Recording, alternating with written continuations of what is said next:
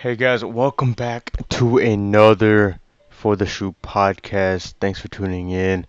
And in this video, I just want to discuss the abrupt ending to our season, our loss against Jacksonville, how we should proceed with the offseason.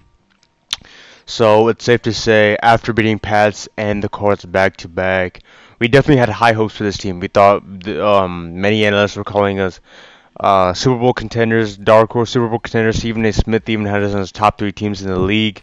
So there was a bunch of like confidence that was rising up for this team, a bunch of optimism that came from its fans. We finally felt excited that this team could be a threat.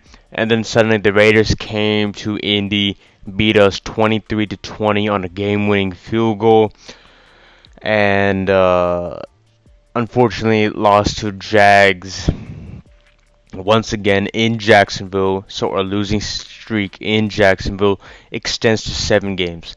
So, simply put, what happened with the last 2 games of the season is simply unacceptable. You can't allow that stuff to slide like that. You already saw the pressers that were released by Ballard, um, and he is unsure if Wentz is the guy. Now, in my opinion, I think it would be wise to get him back. At first, I was like, go all out on Russell Wilson, go out and go try to get Derek Carr, try to get Rodgers. But now I'm feeling like maybe Wentz's inconsistency came from um our wide receiver core. Our wide receiver core is subpar. We have to rely on Michael Pittman as our wide receiver one, and I love Michael Pittman. He's insane. But I think he does have a high ceiling, but you simply can't rely on him as a wide receiver one yet. Probably because of his inconsistency. So I think a main point that Ballard is gonna try to bring up is in situation he's gonna address is our wide receiver core, because I think that's where majority of our problems started. Our run game with Jonathan Taylor, he had a phenomenal season this year, ran upwards of about 1,800 yards, and so that was really our only strong point to our offense. We really had no threats outside of that.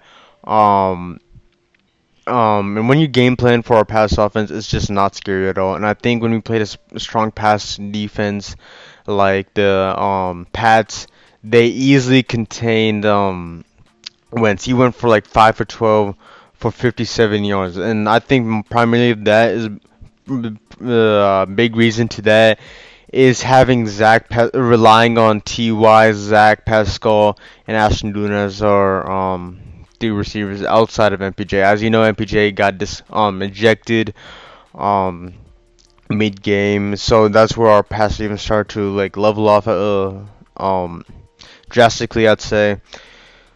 But based on everything that's happening right now, I think Doyle and Ty are projected to retire. I think they have played their last seasons in Indy, unfortunately, and I think they are set to retire based on their tones about the season. Yeah. So I think this is actually so it's gonna be tough losses because they're one of the Colts that have been here for a hot minute. Been here for almost a decade. Ty has been here for a decade. Jack Doyle has been here for almost a decade. So there's a lot of situations that we have to get settled. We have to look out for a new tight end. Ty is retiring, as we mentioned, so that will open up some room in our wide receiver space. I think Zach Pascal has spent his final year in Indy. I think we let him go. He hasn't really been productive. He was solid for the first like 2 or 3 games and just had no production after that. Didn't help improve our pass offense in any way.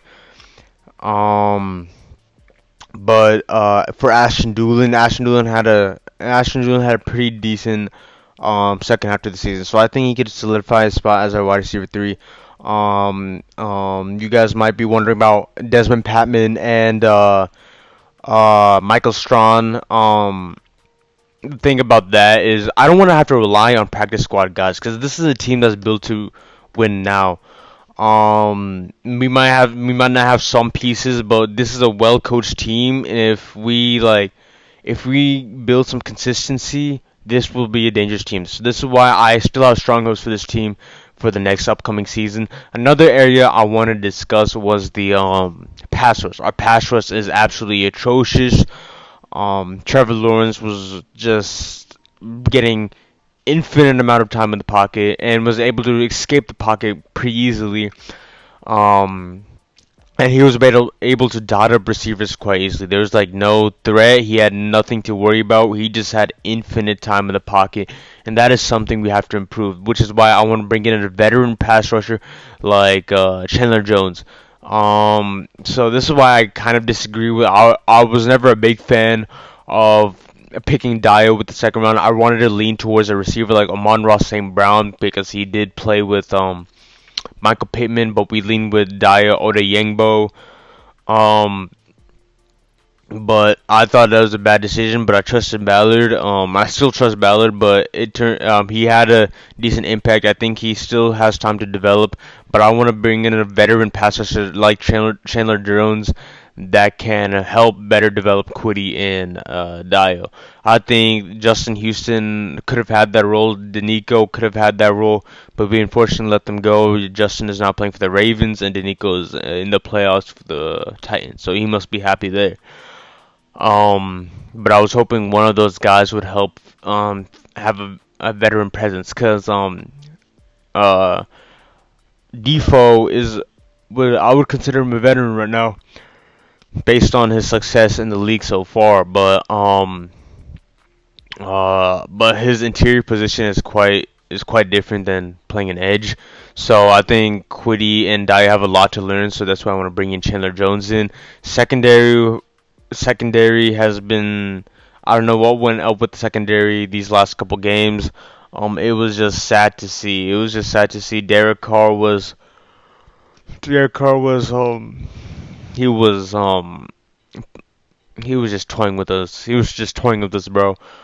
We had no answer for him. We had no answer for Hunter Renfro, who ultimately made the game-winning catch that would help solidify a Raiders victory. So it's just disappointing to see. It's just disappointing to see how how much we collapsed this past couple games. But I do have confidence. I think we're going to address the wide receiver room. I think we're going to address the our pass rush, which has been bottom league for a couple of years straight. So I think those are the main concerns that we have to focus on.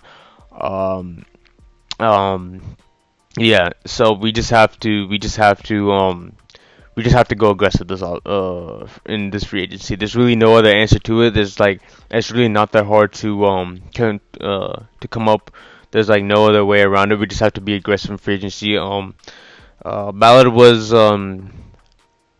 using his draft picks, building around the team, but now I think we have to actually go for big name people that have already proven themselves in the past with other teams.